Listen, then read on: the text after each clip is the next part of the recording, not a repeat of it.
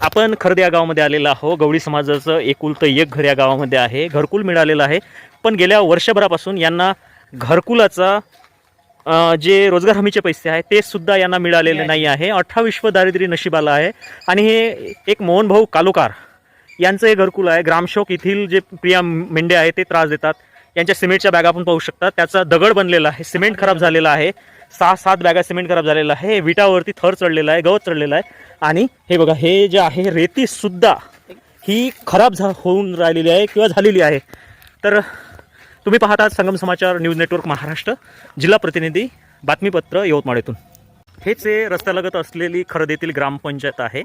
आणि याच ग्रामपंचायतमध्ये हा भ्रष्टाचार व समाज जो इथं गवळी समाजाचं एक घर आहे त्याचं वारंवार शोषण होत आहे. ग्रामपंचायतच्याच बाजूला हे गवळी समाजाचं घर आहे. रस्त्यानं जाणार येणाऱ्या प्रत्येक अधिकाऱ्याला दिसते, परंतु याचं दखल कुठलाही अधिकारी किंवा कुठल्याही गवळी समाजातील संघटना घेताना आपल्याला दिसत नाही आहे. हे इथे महात्मा गांधी रोजगार हमीचं एक 2005-06चा आपल्याला एक बोर्ड दिसते. कायदा जे 2005-06 मध्ये बनलेला होता. आणि इथे जे सचिव आहे, जे ग्रामशोक आहे इथल्या, तिथं कुमारी PR मेंढे म्हणजे प्रिया R मेंढे हे त्यांचं नाव आहे. आम्ही तुम्हाला दाखवण्याचा प्रयत्न करतो.